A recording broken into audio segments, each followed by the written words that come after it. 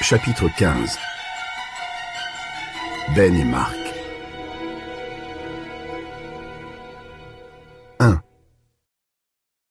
Bercé par le ronronnement régulier de la Citroën, Marc s'efforçait confusément de reprendre conscience sans avoir à penser ni à se souvenir. Il regarda par la fenêtre et la peur le saisit à nouveau. La nuit était tombée.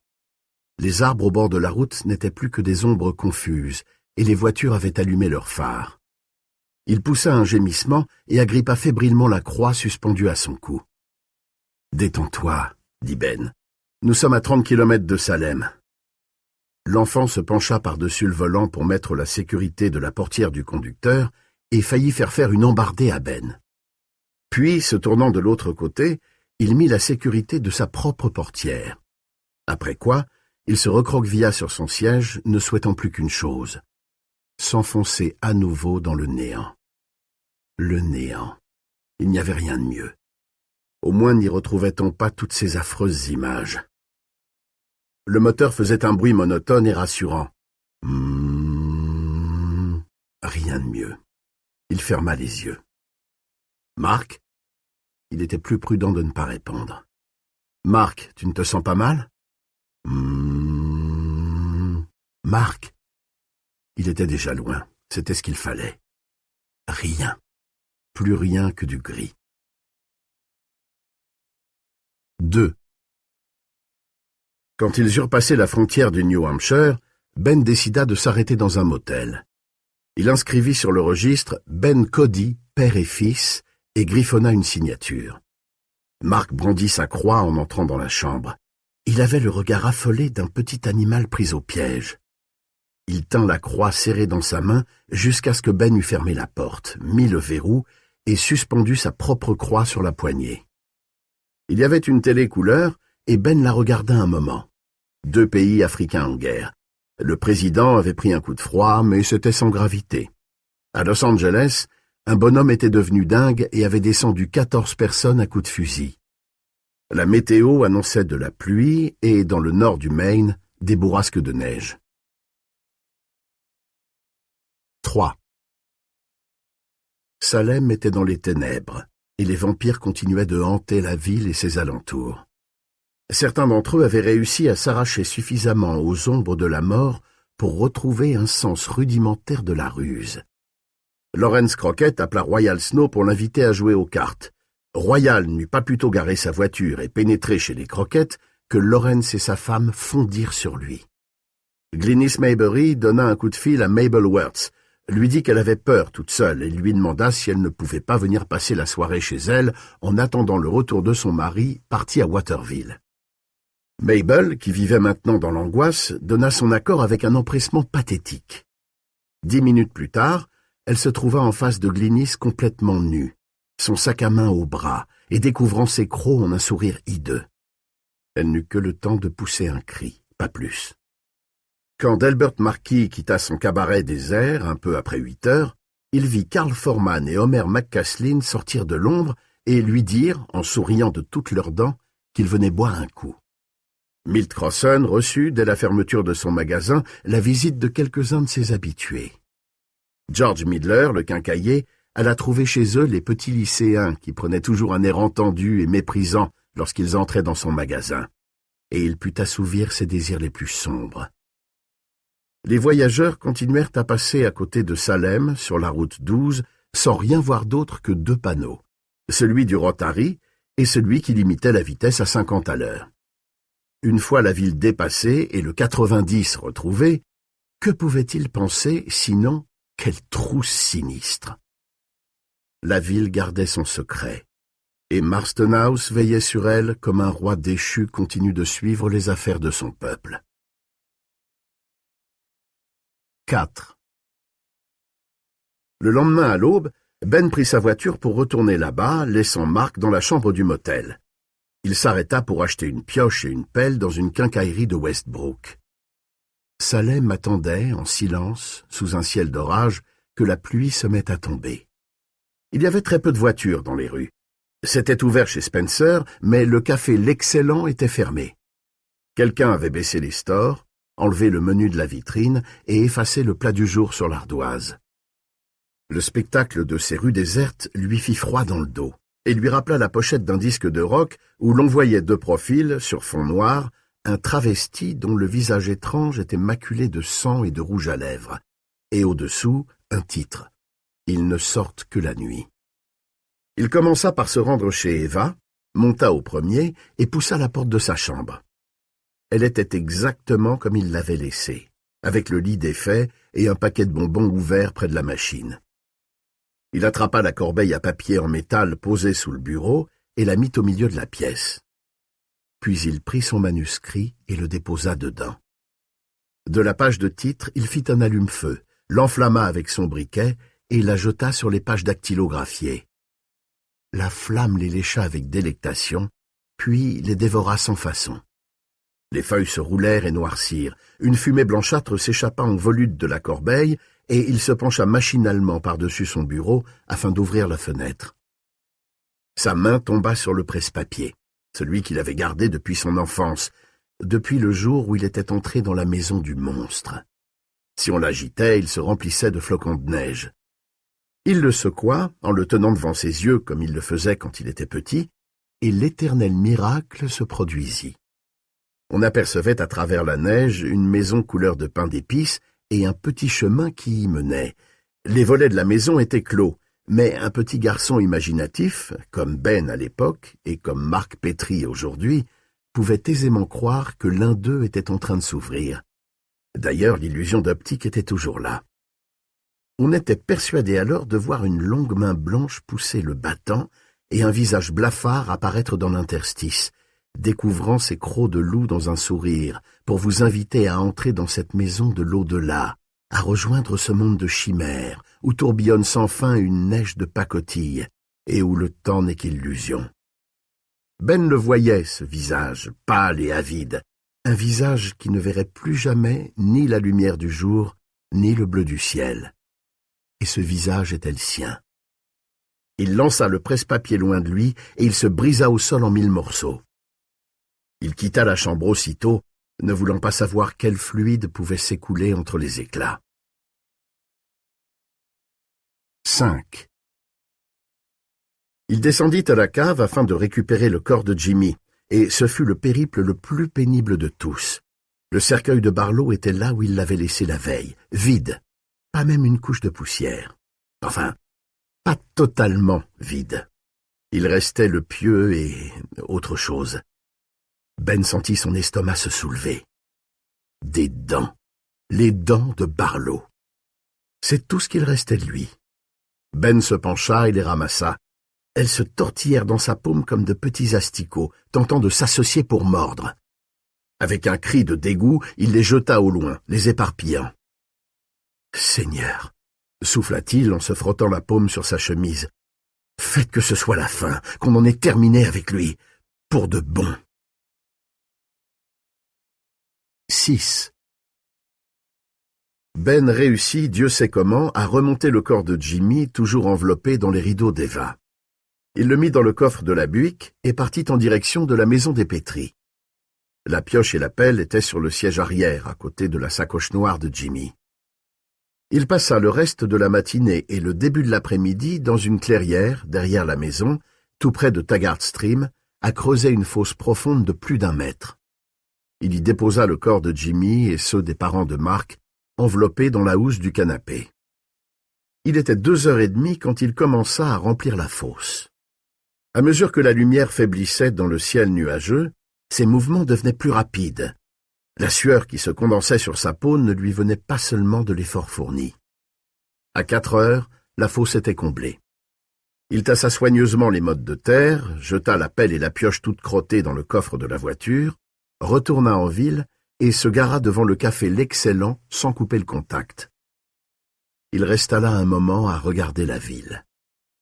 Les magasins déserts, avec leurs fausses façades, semblaient prêts à se lézarder et à s'écrouler. La pluie, qui tombait depuis midi, donnait au jour un ton de funérailles. Le petit parc où il avait rencontré Suzanne était vide et mélancolique. Les stores de la mairie étaient baissés. Seul tranchait sur la désolation générale la petite pancarte insouciante « Sortie déjeuner » que Larry Crockett avait accrochée dans la devanture de son agence immobilière. Il n'y avait de bruit que celui de la pluie. Il marcha jusqu'à Railroad Street et entendit ses pas résonner dans le silence. En passant devant la maison d'Eva, il la regarda une dernière fois. Aucun signe de vie. La ville était morte. Il le savait maintenant, comme il avait su que Miranda était morte lorsqu'il avait vu sa chaussure vide sur l'asphalte. Il se mit à pleurer. Il pleurait encore quand il dépassa le panneau du Rotary qui disait « Vous quittez Jerusalem Slot, une jolie petite ville de caractère. À bientôt. » Ben rejoignit l'autoroute. En prenant la bretelle d'accès, il jeta un coup d'œil du côté de Marston House, mais elle était masquée par les arbres. Il allait maintenant vers le sud, vers Mark, vers la vie.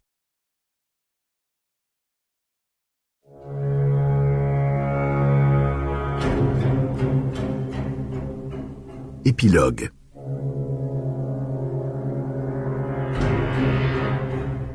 Au milieu de ces villages décimés, sur ce promontoire offert nu au vent du sud, devant ces hautes montagnes qui te cachent, qui prendra en compte notre volonté d'oublier? Qui acceptera notre offrande de fin d'automne? George Seferis. Elle n'a plus de regard. Les serpents qu'elle tenait ont dévoré ses mains. George Seferis. 1. Du carnet de Ben Mears. Coupure de presse provenant du Press Herald de Portland. 19 novembre 1975, page 27. Jerusalem Slot. Charles et Amanda Pritchett ont quitté Portland pour s'établir comme fermiers à Jerusalem Slot, comté de Cumberland. Mais des bruits bizarres les réveillent chaque nuit et ils ont décidé de déménager un mois seulement après leur arrivée. La ferme, située sur Schoolyard Hill, appartenait auparavant à Charles Griffin, dont le père était propriétaire des laiteries Sunshine, rachetées en 1962 par le consortium Slow Food.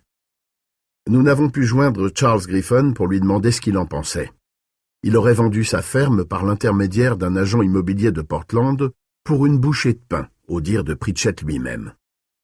Quelques jours après leur installation, Amanda Pritchett a commencé à parler à son mari des drôles de bruits qu'elle entendait dans la grange et qui... 4 janvier 1976, page 1. Jerusalem Slot. Un curieux accident de voiture est survenu la nuit dernière dans la petite ville de Jerusalem Slot, Maine. La police a relevé des traces de dérapage à proximité du lieu de l'accident et en déduit que la voiture, une berline d'un modèle récent, roulait à vive allure lorsqu'elle a quitté la route et est allée percuter un pylône électrique.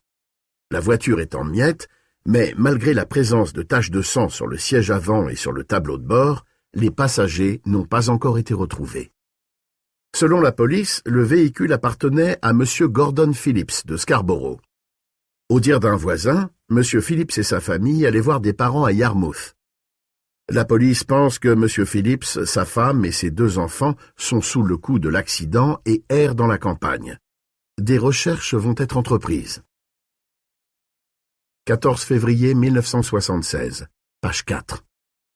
Cumberland. Une veuve qui vivait seule dans le quartier ouest de Cumberland, sur Smith Road, Madame Fiona Coggins, a disparu. C'est sa nièce, Madame Gertrude Hersey, qui a signalé le fait au shérif du comté. Elle a précisé à la police que sa tante était depuis quelque temps en mauvaise santé et menait une vie de recluse. Le shérif et ses adjoints ont ouvert une enquête, mais nous ont déclaré que, pour l'instant, il était impossible de... 27 février 1976, page 6. Falmouth. John Farrington, un vieil agriculteur et résident depuis toujours à Falmouth, a été trouvé mort tôt ce matin par son gendre, Frank Vickery. Ce dernier a retrouvé son beau-père étendu face contre terre devant sa grange, une fourche à la main. Le médecin de l'hôpital du comté, David Rice, explique que M. Farrington a perdu beaucoup de sang et qu'une hémorragie interne subite pourrait être à l'origine de... 20 mai 1976, page 17. Portland. Les gardes-chasse du comté de Cumberland ont été avertis par les autorités de l'État du Maine qu'une meute de chiens sauvages errait peut-être dans le secteur compris entre Jerusalem Slot, Cumberland et Falmouth. Durant le mois dernier, plusieurs brebis ont été retrouvées égorgées et le ventre déchiqueté. Dans certains cas, les bêtes ont été éviscérées. Upton Pruitt, directeur adjoint de l'Office de la chasse, a déclaré « Comme vous le savez, la fréquence de ces incidents a fortement augmenté dans cette région sud du Maine. » 29 mai 1971, page 1. Jerusalem Slot. On craint qu'une vilaine histoire ne se cache derrière la disparition d'une famille, la famille Holloway, récemment installée dans la petite ville de Jerusalem Slot sur Taggart Stream Road. La police a été alertée par le grand-père de Daniel Holloway, inquiet que personne ne réponde à ses coups de téléphone répétés. Les Holloway et leurs 2 enfants avaient emménagé en avril et s'étaient plaints à plusieurs reprises auprès de parents et d'amis d'être gênés dans leur sommeil par des bruits étranges. Jerusalem Slot a été ces derniers mois le théâtre d'une série d'événements curieux et nombreuses sont les familles qui... 4 juin 1976, page 2. Cumberland. Madame Elaine Tremont, une veuve qui habite Backstage Road, dans la partie ouest de Cumberland, a eu ce matin une crise cardiaque et a été admise immédiatement au centre hospitalier du comté. Elle a raconté à notre correspondant qu'elle avait entendu gratter à la fenêtre de sa chambre à coucher pendant qu'elle regardait la télévision et qu'elle avait vu un visage qui l'observait à travers la vitre. « Ce visage me faisait une espèce de sourire affreux, nous a-t-elle précisé. C'était atroce. Je n'ai jamais eu aussi peur de ma vie. Et puis, je dois vous dire que depuis que cette famille a été tuée à moins de 2 kilomètres de chez moi, sur Taggart Stream Road, j'ai tout le temps peur. » Madame Tremont faisait allusion à la famille de Daniel Holloway, dont on a signalé la disparition au début de la semaine dernière. La police se demande s'il faut établir un lien entre 2. L'homme et l'enfant arrivèrent à Portland à la mi-septembre et s'installèrent pendant 3 semaines dans un motel de la région. Ils étaient habitués à la chaleur, mais après le climat sec de Los Zapatos, ils se sentirent incommodés par l'humidité. Ils passaient de longues heures à nager dans la piscine du motel et à regarder le ciel. L'homme achetait tous les jours le Press Herald de Portland, mais cette fois, il avait un journal tout frais sorti des presses. Les chiens n'avaient pas pissé dessus et le temps ne l'avait pas jauni. Il lisait les annonces météorologiques et regardait au fil des pages si l'on parlait de Jerusalem Slot. Ils étaient depuis 9 jours à Portland quand il tomba sur un article qui signalait qu'un homme avait disparu à Falmouth et que son chien avait été découvert mort dans la cour de la maison. La police enquêtait. L'homme se leva tôt ce 6 octobre et contempla le parking du motel. La plupart des touristes avaient déjà quitté la région pour retourner chez eux, direction New York et le New Jersey, la Floride, l'Ontario, la Nouvelle-Écosse, la Pennsylvanie ou la Californie, laissant derrière eux leurs détritus et leurs dollars. Les gens du pays allaient pouvoir profiter tranquillement de la meilleure saison de l'année. Il y avait quelque chose de nouveau dans l'air ce matin-là. Moins d'odeur d'essence aux alentours de la grande route, pas de brume à l'horizon. Pas trace non plus de ce brouillard laiteux qui nappait d'ordinaire les champs en cette heure matinale. Le ciel était clair et l'air vif. On eût dit que l'été indien s'était enfui pendant la nuit. L'enfant sortit à son tour et rejoignit son compagnon. « C'est pour aujourd'hui, » dit l'homme. 3. Il était presque midi quand ils parvinrent à l'embranchement de Jerusalem Slot et Ben, le cœur serré, se revit à cette même place, un peu plus d'1 an auparavant, revenant à Salem pour exorciser les démons qui le hantaient, et se faisant fort d'y parvenir. L'air était plus chaud ce jour-là. Le vent d'ouest soufflait à peine et l'été indien n'en était qu'à son début. Il se souvint des 2 jeunes garçons qui marchaient sur la petite route, leur canne à pêche sur l'épaule. Aujourd'hui, le ciel était d'un bleu plus dur, plus froid. La radio de la voiture venait de donner les informations. On signalait des risques élevés d'incendie. Il n'y avait pas eu de chute de pluie importante depuis la première semaine de septembre. Le présentateur exhorta les conducteurs à ne pas jeter de mégots par les fenêtres, puis passa une chanson où un homme, à la suite d'un chagrin d'amour, se jette d'un château d'eau. Ils descendirent la route numéro 12, passèrent le panneau du Rotary et se retrouvèrent sur Jointner Avenue. Ben vit tout de suite que les feux de circulation au croisement ne fonctionnaient plus. Ils ne servaient plus à rien de toute façon. Ils étaient maintenant au centre-ville. Ils le traversèrent lentement et Ben sentit sa vieille peur lui revenir, comme un vêtement qu'on retrouve dans le grenier et dont on s'aperçoit qu'il vous va encore, bien qu'il vous serre un peu aux entournures. Mark était assis à côté de lui, tout raide. Il tenait une bouteille d'eau bénite que le père Gracon lui avait donnée au moment des adieux et dont ils ne s'étaient pas séparés depuis qu'ils avaient quitté Los Zapatos. La peur était au rendez-vous, et les souvenirs aussi, de quoi vous briser le cœur. Le drugstore Spencer avait disparu, mais Laverdière, qui lui avait succédé, n'avait pas eu un sort meilleur. Les baies vitrées disparaissaient sous la poussière. La pancarte indiquant l'arrêt des autocars Greyhound n'était plus là. L'écriteau « À vendre » qui avait été accroché au-dessus de la porte du café L'Excellent pendait tout de guingois, et on avait démonté les tabourets qui entouraient le comptoir pour les replacer probablement dans un snack-bar plus florissant. En haut de la rue, au-dessus de l'ancienne laverie, l'enseigne Barlow et Straker, meubles de style, continuait de se balancer au vent. Mais l'or des caractères s'était terni, et il n'y avait plus personne sur les trottoirs pour la voir. La vitrine était vide, et le verre de l'épaisse moquette bouclée était devenu tout crasseux. Ben se demanda si Mike Ryerson était toujours couché, au fond de sa caisse, dans la réserve, et cela le fit frissonner. Il ralentit au croisement. Il apercevait maintenant, en haut de la petite colline, la maison des Norton. Une herbe haute et jaune avait poussé un peu partout, envahissant même la cour arrière où Bill Norton avait construit son barbecue. Il y avait des carreaux cassés aux fenêtres. Plus loin, il se gara devant le parc. Le monument aux morts se dressait au milieu d'une jungle miniature. Le bassin était mangé par les nénuphars. La peinture verte des bancs était tout écaillée. Les balançoires pendaient au bout de leurs chaînes rouillées. Elles devaient grincer de façon sinistre, à vous ôter toute envie de se balancer. Le toboggan gisait, renversé sur le côté, ses pieds de fer tendus et immobiles comme une antilope morte. Perché sur un coin du bac à sable, son bras mou reposant dans l'herbe dessous, une poupée oubliée. Ses yeux fixes et ronds semblaient luire d'une terreur indicible, comme si ces yeux-là avaient vu toutes les abominations possibles depuis le coin du bac à sable. Peut-être était-ce le cas. Ben leva la tête et aperçut Marston House. Ses volets étaient fermés et son regard malveillant semblait peser toujours aussi lourdement sur la ville. Pour le moment, elle était inoffensive, mais quand la nuit serait tombée... Les pluies avaient dû emporter l'hostie avec laquelle Callahan avait scellé la porte. S'il le désirait, cette maison pouvait être encore la leur. Une sorte de reliquaire maléfique, un phare dirigeant son faisceau mortel sur la ville désertée. Est-ce qu'ils se retrouvaient là-haut, se demanda-t-il. Est-ce qu'ils erraient dans les vastes salons obscurs et célébraient de ténébreux offices à la gloire de leur maître et du maître de leur maître? Il détourna le regard, le cœur glacé. Mark, lui, semblait fasciné par les maisons. La plupart avaient leur store baissé, mais chez d'autres, les fenêtres étaient ouvertes, révélant des pièces vides et nues.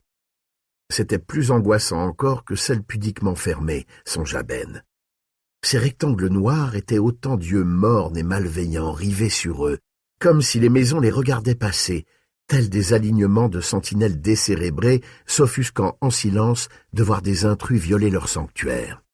« Ils sont dans les maisons », déclara Mark d'une voix sourde. « Ils sont là, partout, dans les lits, dans les placards, dans les caves, sous les planchers. Ils se cachent. »« Calme-toi, » dit Ben. Ils laissèrent la ville derrière eux. Ben s'engagea sur Brooks Road, et lorsqu'ils passèrent près de Marston House, ils virent que les volets étaient toujours branlants et la cour toujours envahie d'herbes folles. Mark tendit le bras pour montrer quelque chose à Ben. Au milieu de l'herbe haute, il y avait un chemin qui allait du perron au portail et que seul le passage répété de cohortes nombreuses avait pu tracer. Ils continuèrent leur route et Ben se sentit peu à peu délivré de l'étau qui lui serrait le cœur. Le pire était passé, ils l'avaient laissé derrière eux. Ils firent encore quelques kilomètres sur Burns Road, puis Ben s'arrêta près du cimetière d'Harmony Hill. Quittant la voiture, ils s'enfoncèrent dans les bois. La végétation très sèche craquait sous leurs pas, et le fruit du genévrier répandait une odeur acide. Ils se retrouvèrent bientôt sur une petite éminence, d'où l'on apercevait, par une trouée entre les arbres, la centrale électrique du Maine qui scintillait sous le soleil d'octobre. Le vent n'était pas chaud, et les feuilles commençaient tout doucement à prendre les couleurs de l'automne.